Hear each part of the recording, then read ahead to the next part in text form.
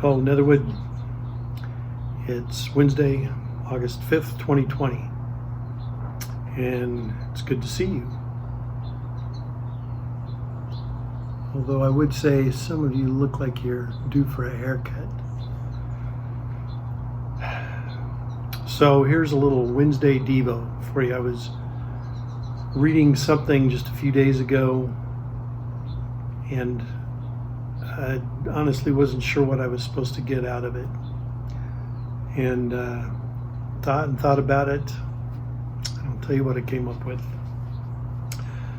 But first, let me tell you about another story. Some of you already will know this. Back in 1995, a young single mom turned in a manuscript for a story for kids, and several publishers looked at it and rejected it, thinking they did see many like this every year, probably hundreds like this every year. A no-name, somebody just trying to start up, and so they rejected her manuscript. But one little publishing company that was trying to get started decided they would give it a chance. And so in 1997, J.K. Rowling published Harry Potter and the Philosopher's Stone. And as we all know, that series of books, 7 books, went on to become one of the greatest, in fact, the highest selling series ever. Over 500 million copies have been sold in the world since then.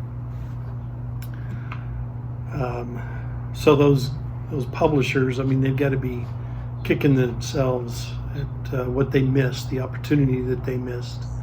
They just didn't know what they had. So that story of rejection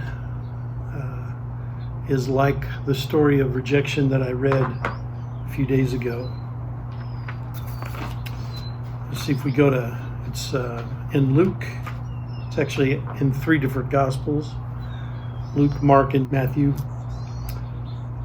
But I'm going to read it from Luke chapter 4. After the temptation of Jesus, Jesus returned to Galilee, and he came to Nazareth, where he had been brought up.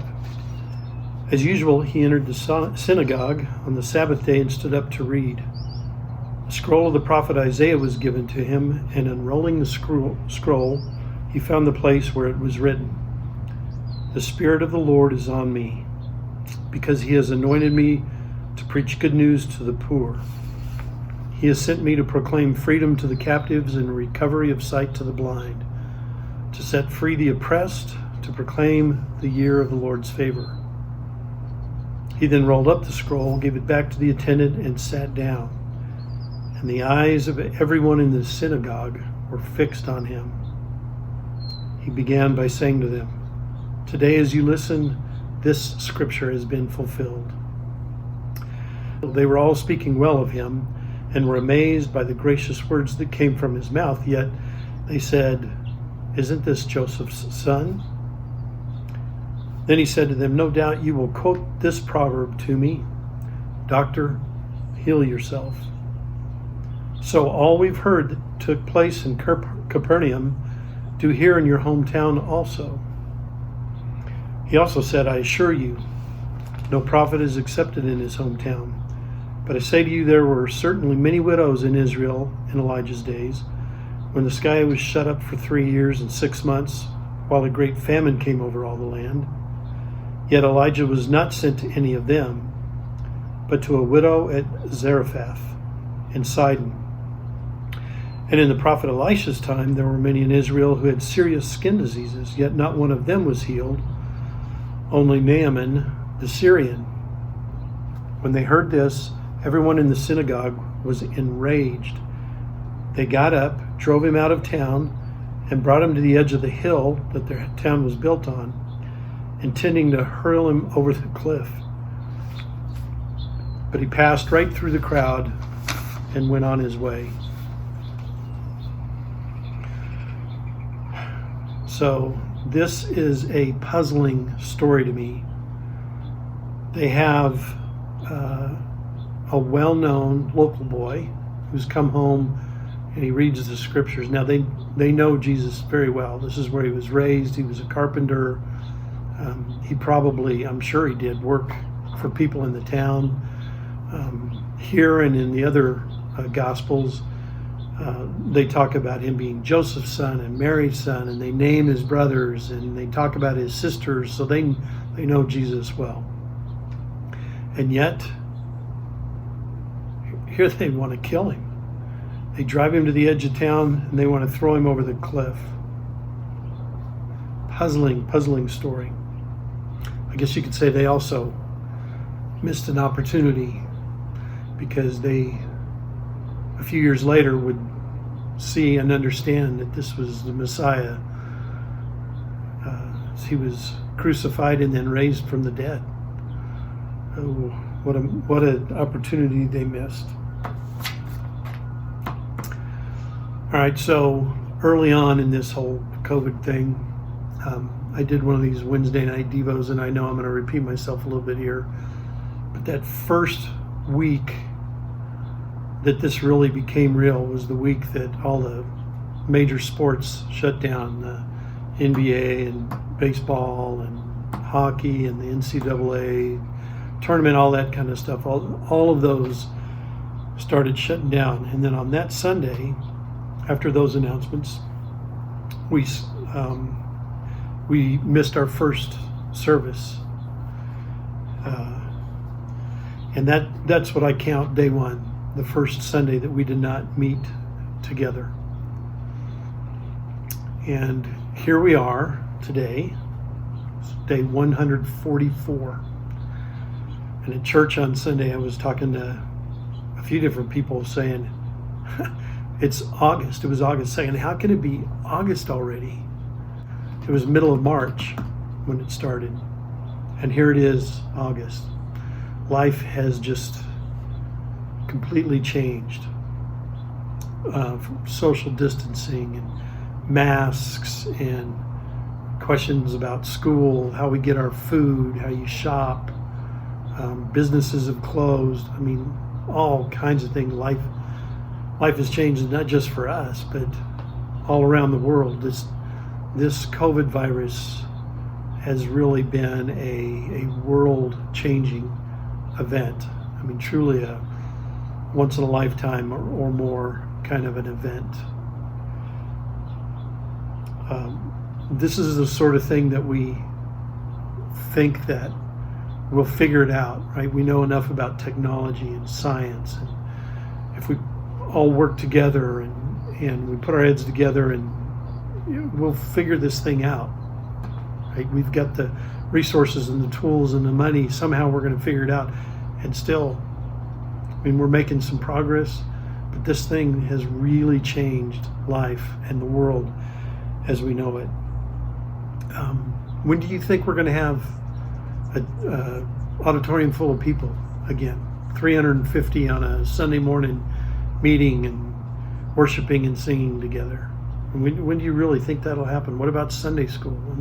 When will we have Sunday school again? All of those unknowns, this is something that we weren't prepared for. It wasn't on anybody's radar. It's almost like we can't believe, we couldn't have believed that something like this, surely we would fix it. We could take care of it right away. There are lots of other puzzling stories in the Bible. The story of the golden calf always makes me like, what could they have been thinking after the power of God that they had seen displayed? Moses goes off for a while and they lose faith and they build a golden calf and they start worshiping it. It just makes no sense. Later on, they're whining about food and water and not having enough, and did you take us out here to die and all that. Even though they've seen the power of God, it just makes no sense, right? I just shake my head when I see that kind of stuff.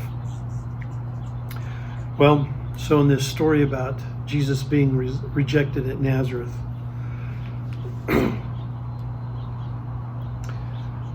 just reading a little bit from the ESV Study Bible.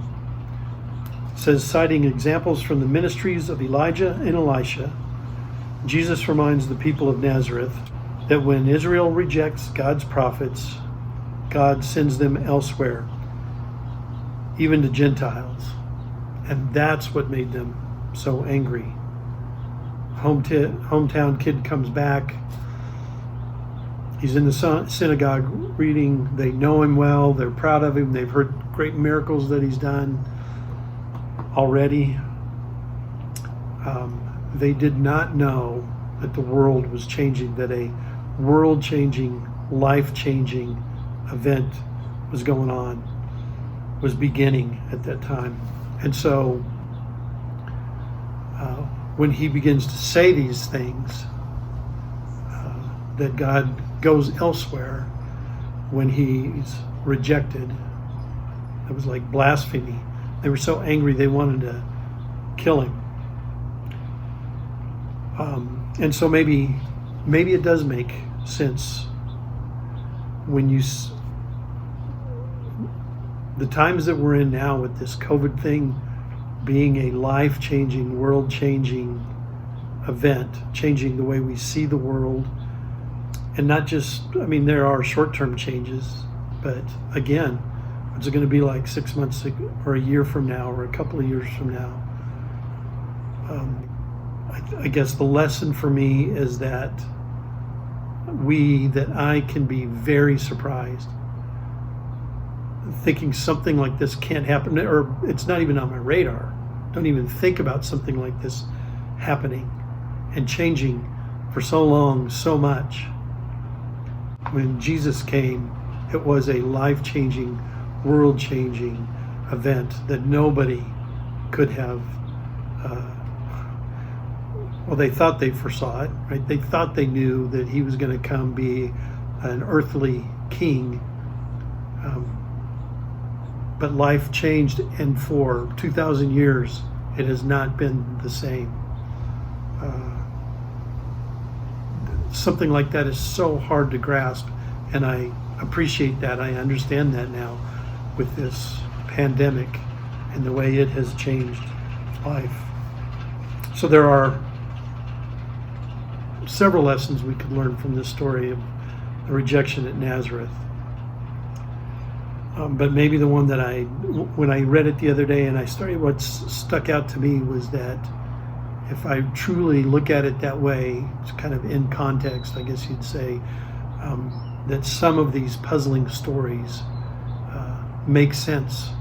If you can put yourself in their shoes, and now with our experience, see what a life-changing, world-changing event can do.